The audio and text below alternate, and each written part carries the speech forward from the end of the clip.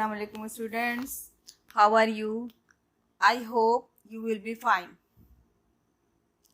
My dear students, you are welcome in class 6. I'm your teacher and I will teach you science. First of all, I will discuss COVID-19 and its safety measure. My dear students, जैसा आप जानते हैं पूरी दुनिया कोविड-19 से affected है। ये virus पूरी दुनिया को तेज़ी से मुतासिर कर रहा है। लाखों लोग इस बीमारी की वजह से लुक़्मा अजल बने। इस वायरस से बचने का एक वाहिद तरीक़ा ये है कि हम सब वैक्सीन लगवाएं, क्योंकि वैक्सीन लगा के ना सिर्फ हम सेफ रहेंगे बल्कि हमसे हमारे घर के लोग, अतराफ़ के लोग और हमसे सब मिलने जुलने वाले सब लोग जो है वो सेफ रहेंगे। दूसरा हल ये है कि हम मास्क पहनें और अपने आप को सैनिटाइज़ करें। जब भी हम बाहर जाएं, जब हम घर वापस आएं तो अपने हाथों को वॉश करें साबुन से। आजकल डेल्टा वायरस फैला हुआ है, ये बहुत ख़तरनाक है और ये तेज़ी से फैलता है। हम लोग को चाहिए कि जो है गैदरिंग को हम अवॉइड करें और ज़्यादातर अपना वक्त घरों में गुजारें। कोविड-19 की वजह से आपकी फ़िज़िकल क्लासेस नहीं हो रही हैं, लिहाजा एक बार फिर आपको ऑनलाइन क्लासेस में वेलकम है।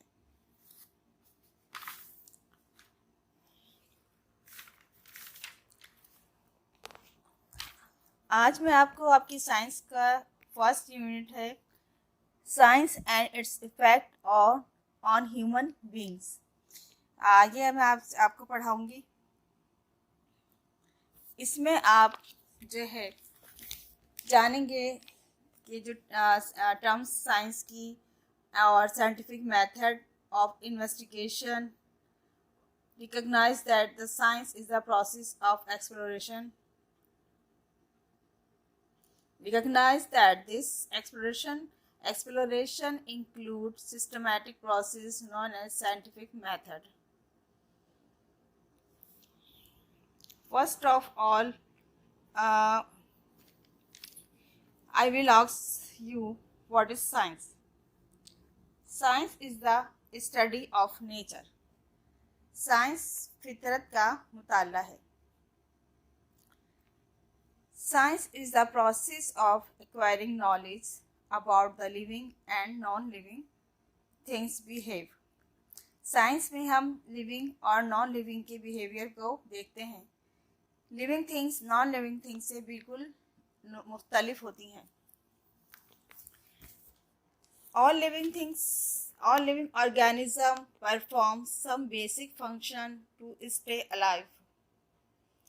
These are known as life function or life process. Some of these basic life processes are nutrition, respiration, growth, response to stimuli, excretion, production, etc. This process has been going on for centuries and will continue forever. ये process बहुत अरसे से चल रहा है और ये आगे तक जो है चलता रहेगा, क्योंकि जो है नॉलेज जो है कभी मुकम्मल नहीं होती। The more we discover the more question we find the answer to which are not known. जितना हम डिस्कवर करेंगे उतने ही ज़्यादा सवालात उठेंगे जिनके आंसर हमें मालूम नहीं है। For example, long ago people had no idea that the sun was and how it got its heat. यानी स्टार्टिंग में जो थे लोगों को मालूम नहीं था कि सन क्या था और ये किस तरह हीट हासिल करता है। The nature of the sun was a problem for them, but people realized that their existence was dependent on the sun. They worship it as God. लेकिन लोगों को ये इस बात का यकीन था कि सूरज की मौजूदगी ही उनकी लाइफ डिपेंड करती है। वो इसकी इबादत करते थे और उसे अपना खुदा मानते थे। लेकिन but some men had more inquisitive minds. They were not satisfied with the explanation that the sun was a god. कुछ ऐसे लोग थे जिनके दिमाग इस बात को मानने को तैयार नहीं थे कि सूरज जो है एक खुदा है।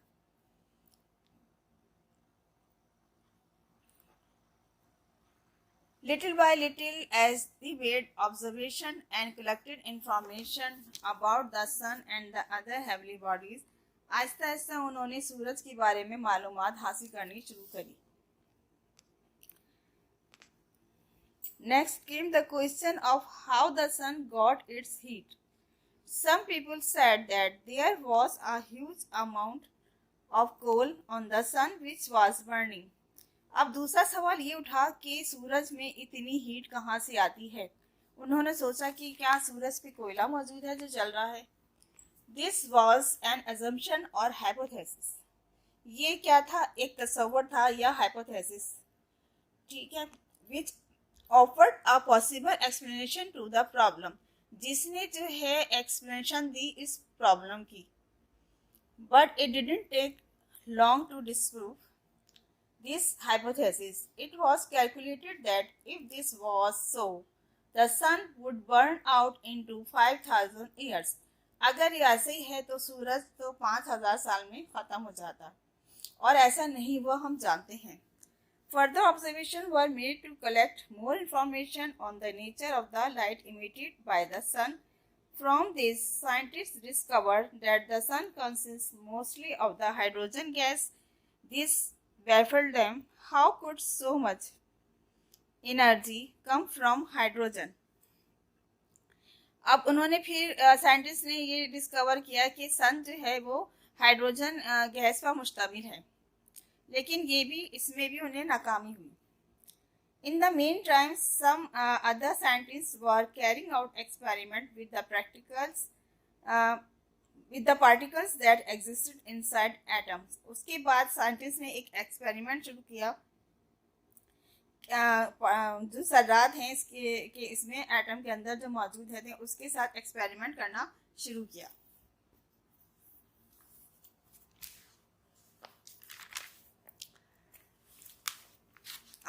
अब आपके सामने कुछ 3 पिक्चर्स नज़र आ रही होंगी। ये जो है 3 साइंटिस्ट की पिक्चर है। ये जो है जो साइंटिस्ट हैं ये मुस्लिम साइंटिस्ट हैं।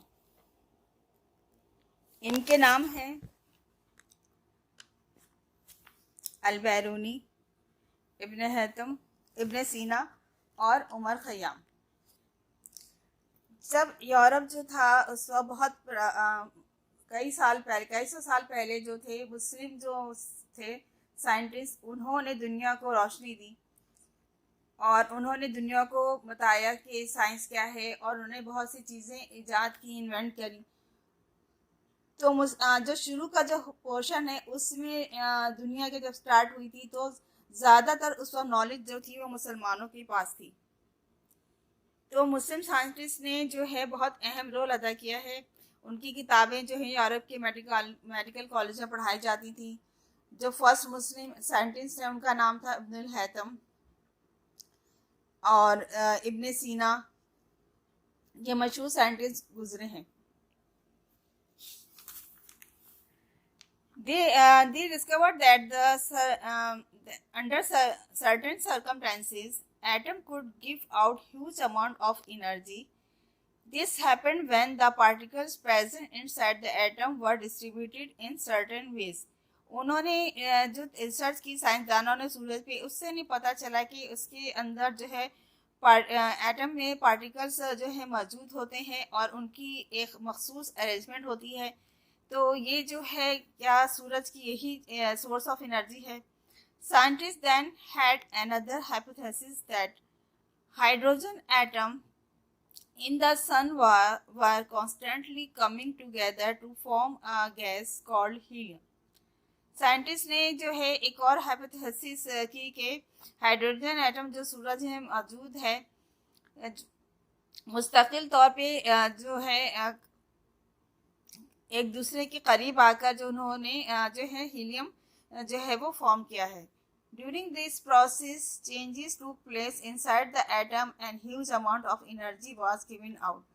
और इस प्रोसेस के अंदर बहुत सारी तब्दीलियां होती हैं जिसके नतीजे में एक बड़ी मकदार में एनर्जी जो है वो हासिल होती है.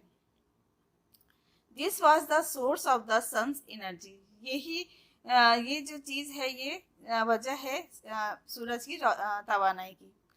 Further observation and experiment prove that this hypothesis was correct. It then became the conclusion और the theory.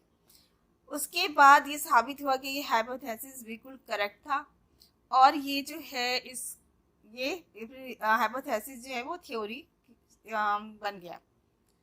Having learned so much about what was happening in the sun, scientists next wanted to apply this knowledge and see if they could carry out similar process on the earth.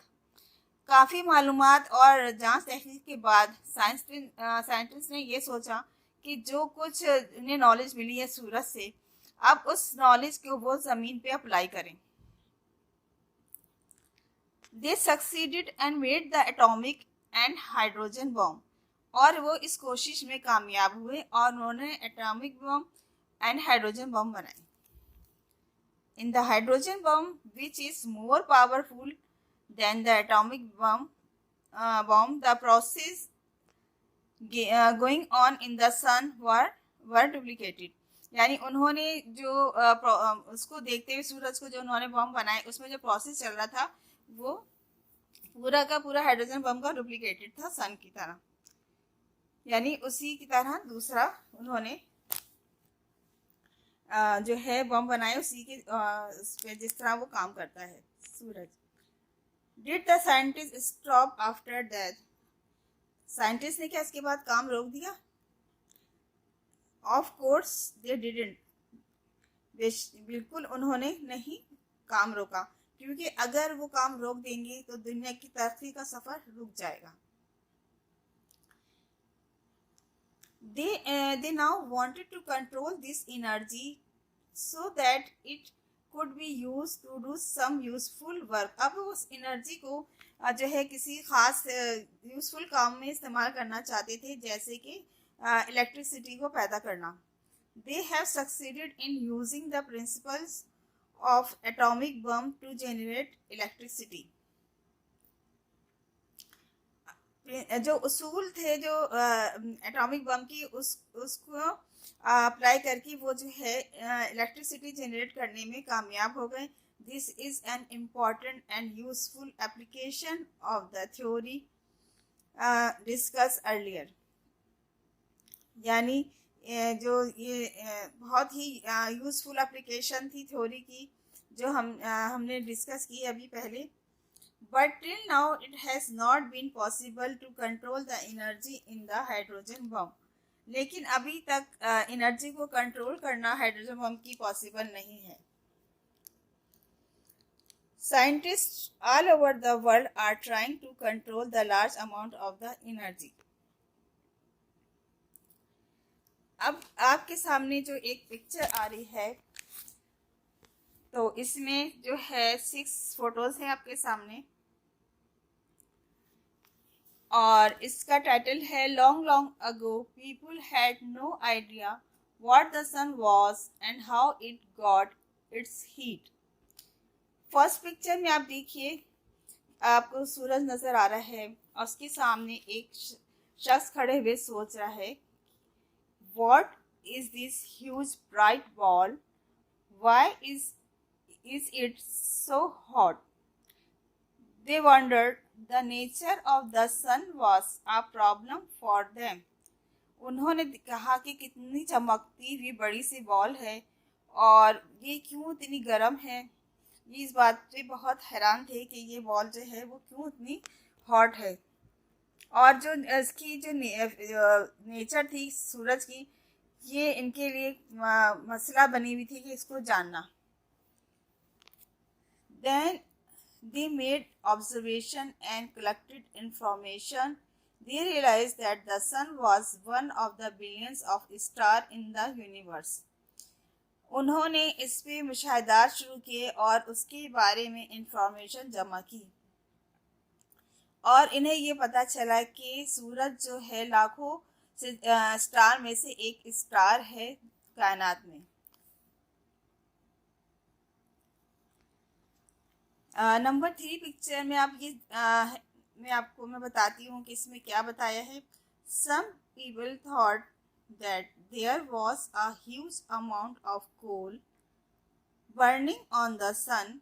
This was a hypothesis, but this hypothesis could not explain why the sun had been burning for billions of years, so it was rejected. अब आप picture में देखें, एक शख्स ने सोचा कि अच्छा वहाँ पे सन पे जो है कोयले होंगे बहुत सारे और वो कोयले जल रहे हैं, इस वजह से जो है सूरज से हमें हरारत मिलती है, हमें हीट मिलती है। और ये जो है जी, जो हमने ये तसव्वुर किया, एज्यूम किया, हम इसे कहेंगे हाइपोथेसिस। यानी हम जो सोचते हैं या तसव्वुर कर लेते हैं, इसे हम हाइपोथेसिस कहते हैं।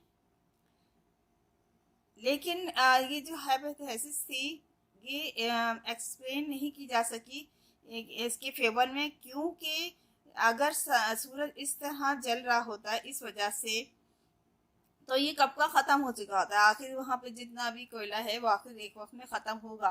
तो ये जो थी जो हाइपोथेसिस थी ये गलत साबित हुई। उसके बाद नंबर 4 पिक्चर में आपने देखा होगा एक साइंटिस्ट है, वो एक्सपेरिमेंट करते हुए नजर आ रहे हैं।